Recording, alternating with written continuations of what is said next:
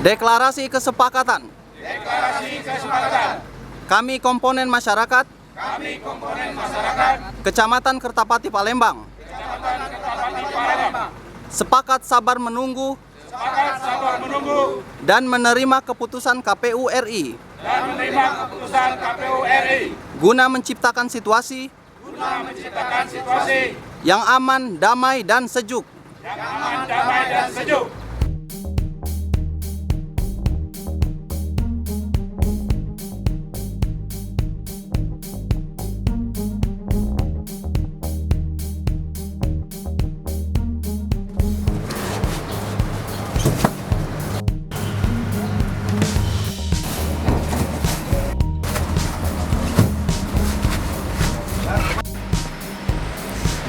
Tanggal 10 April pada saat pergeseran kota logistik dari KPU ke tiga kecamatan Kertapati.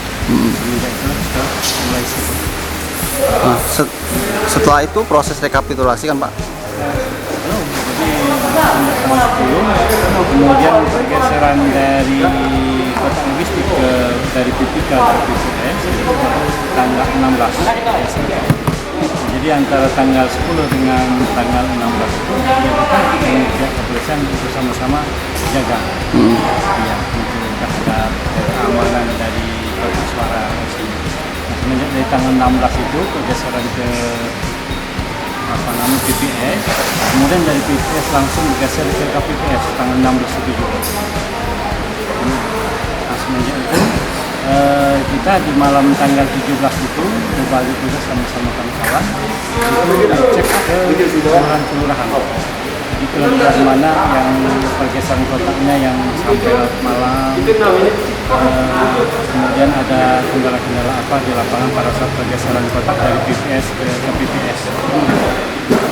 Pak, selama rekapitulasi itu mana yang lebih paling menyita waktu Pak? Antara Presiden, DPR, caleg itu mana Pak kira-kira? Semenjak kita ada rekapitulasi hitungan suara itu kan dimulai tanggal 19 April baru kita melakukan rekapitulasi penghitungan suara mulai dari Presiden, RI, DPD. Kemudian yang paling menyita perhatian, meminta waktu itu untuk rekapitulasi penghitungan suara di TRI, provinsi dan kota. 3 itu yang agak. Kalau Presiden sama DPD itu tidak terlalu meminta pikiran. Tapi kalau di TRI, provinsi dan kota itu benar-benar meminta waktu, meminta pikiran kita. Di Kecamatan Kertapati ini selama rekapitulasi berjalan dengan kondusif. Baik para saksi partai, saksi dari calon presiden itu nampaknya tidak ada sanggahan sehingga pada saat penghitungan lancar-lancar saja. Namun untuk DPD memang agak mengalami ada proses sedikit karena di DPD, di TPS itu tidak ada saksi DPD.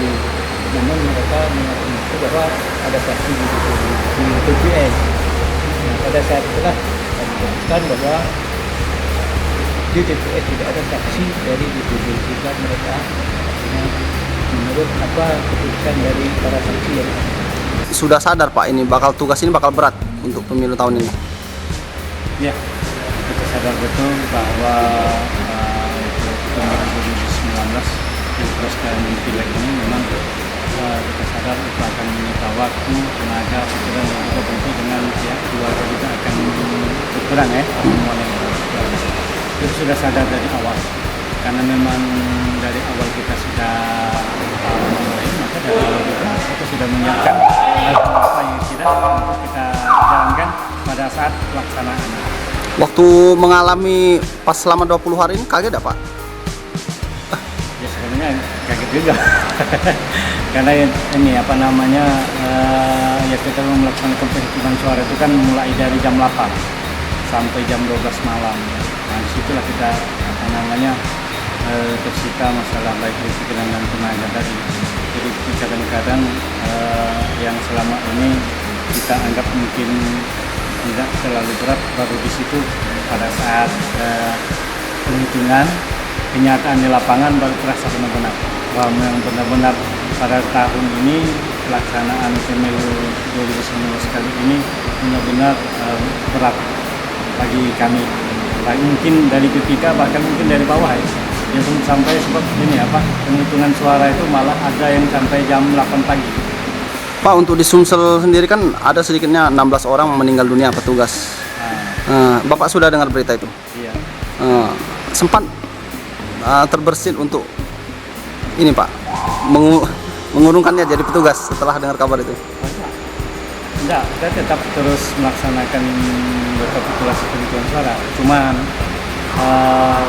polanya kami agak berubah sedikit. Kalau tadinya mulai penghitungannya dari jam 8 sampai jam 12 malam, itu kami beri keringanan itu jeda waktu dari pukul 9 pagi sampai jam 10. Nah, semata-mata untuk memberikan jeda waktu istirahat baik dari PPK, PPS maupun dari KPPS yang datang ke sini, sehingga waktu jam istirahat mereka ada sedikit untuk istirahat. Sempat cek kesehatan Pak? Pernah sekali, kebetulan ada tim medis dari Puskesmas Karajaya yang datang sini lebih kurang 5 hari terakhir kalau saya. 5 hari terakhir kita sudah pernah cek masalah Ada keluhan Pak? Alhamdulillah kalau menurut dari dokternya katanya sehat-sehat, mungkin kurang istirahat deh. Kurang istirahat deh karena lelah. Jadi butuh namanya asumsi vitamin yang butuh ya. Kalau Bapak? Jadi kalau saya sudah sejak pertama tim medis kesini saya periksa, namun kondisi pernah cepat naik, tapi tidak ada masalah. Cepat naik Pak tensi? Perlu saya sampaikan sejak kotak yang masuk dari PPS ke PPK ini saya perlu mengucapkan terima kasih kepada TNI karena situasi keamanan yang didukung oleh TNI tadi mulai kotak masuk sampai kami mengadakan penghitungan suara merasa nyaman dan aman. Apa Bapak ikhlas menjalankan tugas selama 20 hari ini? Ikhlas. Alhamdulillah, karena memang dari awal kita mengikuti untuk menjadi anggota PPK, berarti kan kita sudah dari awal memang sudah menyiapkan diri, waktu, tenaga, sehingga kita benar-benar dapat ikhlas melaksanakan tugasnya, apalagi tugas negara.